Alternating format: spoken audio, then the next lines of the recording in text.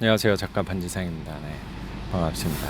제가 오전에 오늘 눈이 많이 와가지고 이런 기회는 하늘이 주신 기회다라고 생각을 하고, 원래 입찰할 물건이 아니었는데 이런 날 움직여야 된다고 생각을 해서 부랴부랴 서둘러서 입찰을 하고 왔는데 차도 많이 막히는 거예요. 차도 눈이 많이 왔으니까 움직임도 굼뜨고 해서, 이런 날은 보통 변수가 되게 많이 생기는 거죠. 변수가 많이 생기니까 뭐 싸게 물건을 낙찰 받을 수 있는 기회가 있다고 저는 생각을 하거든요. 그래서 아침에 서둘러서 나왔는데 저처럼 생각했던 사람들이 많았나 봐요. 그래서 떨어졌습니다.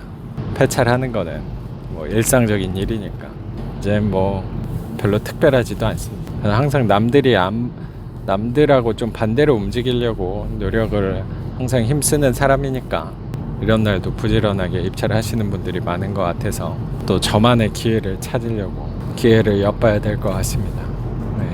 오전에 눈이 많이 내렸는데 눈이 그치니까 언제 그랬냐는 듯이 눈이 금방 또 다 녹았네요. 다행히 빙판길은 없어서 다행인 것 같아요. 날씨가 많이 풀려가지고 눈이 오고 나니까 날씨가 많이 풀려서 갔는데 저 수강생 한 분을 만났어요. 오늘 수강생 분을 만났는데 그분 진짜 열심히 하시는 분이에요. 그래서 지금 수업 끝난 지 얼마 되지도 않았는데 한 5채를 낙찰 받으셨거든요. 5채를 낙찰 받았는데 어쨌든 근데 이분이 이렇게 하실 수 있었던 이유가 제가 생각할 때는 열심히 하셔서 그런 것 같아요. 이거는 진짜 저는 경매라는 게 어떤 게임보다 공평하다고 생각하는 게 자기가 하는 만큼 결과가 나온다고 생각을 하거든요.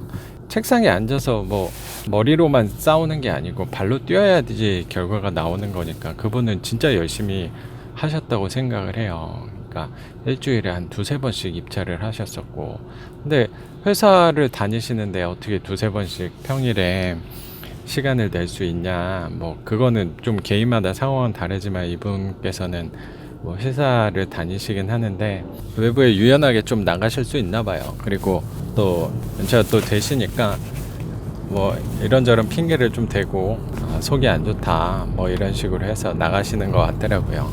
어쨌든 오전 시간만 잠깐 뭐 한 12시까지만 살짝 비웠다가 뭐 회사에 복귀하면 되니까 그런 부분에 있어서 그분께서는 좀 유들이 있게 잘 활용하시는 것 같아요. 그분이 딱 경매에 잘 맞는 일이라고 생각이 들어요. 그런 걸로 봤을 때 제가 다녔던 회사 같은 경우 맨날 저는 내근직이었으니까 사무실에 앉아서 하는 일이었으니까 저 같은 경우는 그렇게 시간을 내기가 사실 어려웠거든요. 근데 이분은 이렇게 영업 쪽에 계시니까 좀 자유롭게 시간을 왔다 갔다 쓰실 수 있는 환경에 계신 분인 것 같아요. 그랬더니 입찰을 좀 자유롭게, 상대적으로 자유롭게, 이분도 뭐 회사의 눈치도 많이 보고 하시겠지만 상대적으로 자유롭게 입찰을 하시다 보니까 남들보다 결과가 조금 빨리 나올 수 있다는 생각이 들어요. 그러니까 이게 무조건 빨리 한다고 저는 좋다고 생각은 사실 들진 않거든요. 분명히 낙찰을 받는 것도 중요한데 낙찰을 받고 이제부터 세입자도 만나야 되고 뭐 명도도 진행해야 되고 뭐 집수리도 해야 되고 하는 과정에서 정신이 없어요. 정신이 없다 보니까 저는 좀 권장하는 속도가 한 개, 2개, 진짜 많이 한다 하면 3개라고 생각을 하거든요. 3개 동시에 하면 저도 뭐 종종 말씀드리지만 3개를 동시에 하면 진짜 힘들어요. 이게 힘든 게 몸을 써서 막 내가 열심히 뛰어야 되니까 그게 힘든 게 아니고 정신이 좀 없죠. 뭐 세입자 이렇게 중간중간 회사 업무 중간중간 통화도 해야 되고 명도도 진행해야 되고 또 수리할 때도 뭐가 힘드냐면 수리할 때는 수리도 사실 저는 대부분 제가 하는 게 아니니까 회사 안에 있으면서 수리를 맡겨야 된단 말이에요. 그러면 제가 그쪽에 수리업자들을 제가 아는 사람이 없잖아요.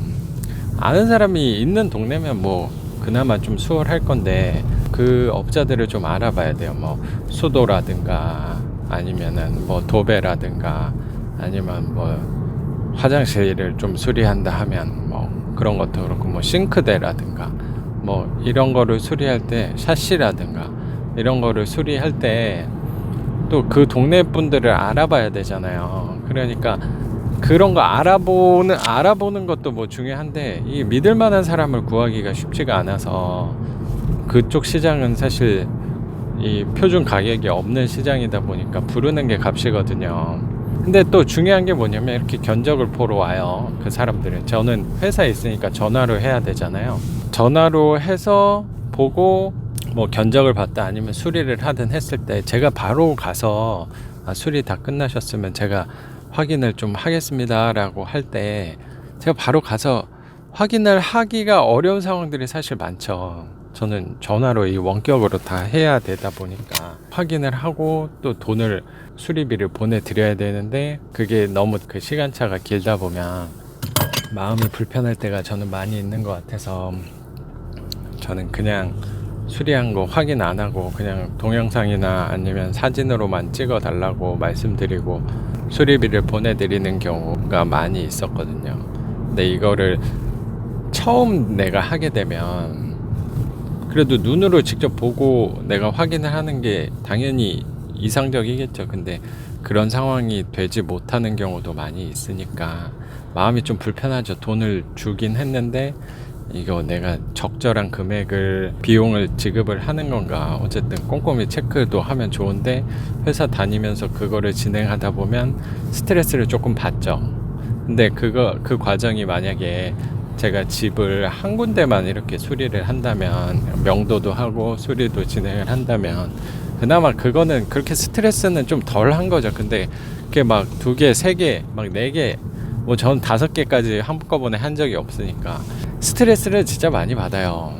그러니까 제가 생각할 때 그 사람 때문에 받는 스트레스라고 생각을 하거든요. 이 사람이 믿을 만한 사람인지 가격이 비싼 게 문제가 아니고 이 수리를 한번 해놓으면 제대로 하는 사람을 알아야 되는 건데 그거를 잘 모르니까 처음에는 시행착오를 좀 겪을 수도 있겠죠. 그게 저는 집을 많이 한꺼번에 늘렸을 때의 스트레스라고 생각이 들더라고요. 물론 저도 그런 부분에서 오는 스트레스 때문에 요새 같아서는 그렇게 막 무리하게 늘리고 그러진 않아요. 그리고 제가 요새 같아서는 집을 막 빨리 늘려야겠다는 생각을 저는 많이 갖고 있지 않거든요. 저는 꾸준히 뭐 해놨으니까 요새 같아서는 고민스러운 게 집을 더 늘려야 되나 아니면 빚을 좀 갚아야 되나 뭐 그런 생각 그 갈림길에서 좀 고민을 하고 있기도 해요. 저 같은 경우는 그거는 그냥 자연스럽게 하려고요.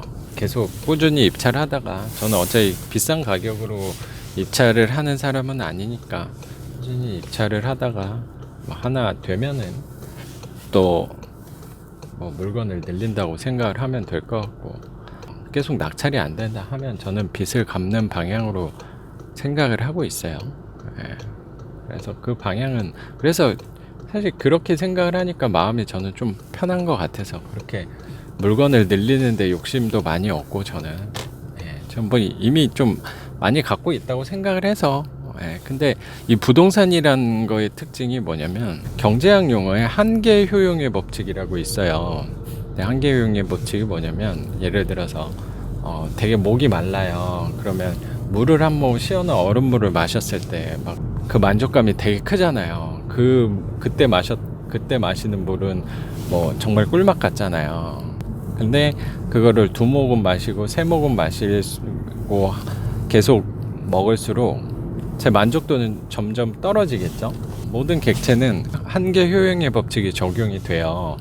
그러니까 내가 가지면 가질수록 이 만족감은 점점 떨어지거든요. 근데 유일하게 한계 효용의 법칙이 적용되지 않는 게 제가 생각할 때는 돈이고 그리고 또 부동산이라는 생각이 좀 들어서 뭐 한간에 사람들이 당신은 25채 뭐 집이 있으니까 이제 좀 그만할 때도 되지 않았냐 뭐 그렇게 얘기하시는 분들도 계시는데 사실 이게 사람의 욕심이 끝도 없기 때문에 그러니까 저는 뭐 나는 이만큼까지만 해야겠다 그런 게 사실 없어요. 그냥 저는 어쨌든 이 일에 대해서는 제 업이라고 생각을 하고 있어서 그냥 순리에 맡겨서 꾸준히 입찰을 하다가 하나 되면은 감사한 거고, 뭐 아니면 또 빚을, 전 또 누구보다 빚이 많기 때문에 빚을 갚는 쪽으로 생각을 하고 있어요.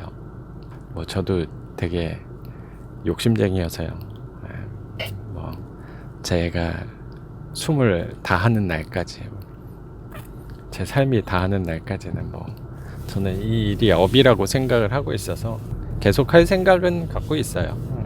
그러면 제가 뭐 최근에 업에 대해서 뭐 아까 몇 번씩 말씀을 드렸는데, 여기 보시는 저희 애청자분들도 본인의 업에 대해서, 나는 회사를 그만두면 뭐를 하면서, 이게 꼭 돈의 문제가 아니고 뭐를 계속 주기적으로 내 업으로 삼고 갖고 가실지도 생각을 해보면, 또 지금 생활을 하시는데 좀 동기부여 같은 게 되실 거라고 저는 생각을 해요. 지금 내가 어떤 삶을 준비하는데, 내 제2의 은퇴를 준비하는 데 있어서 동기부여가 분명히 될 수 있다고 생각을 하고 있습니다. 네.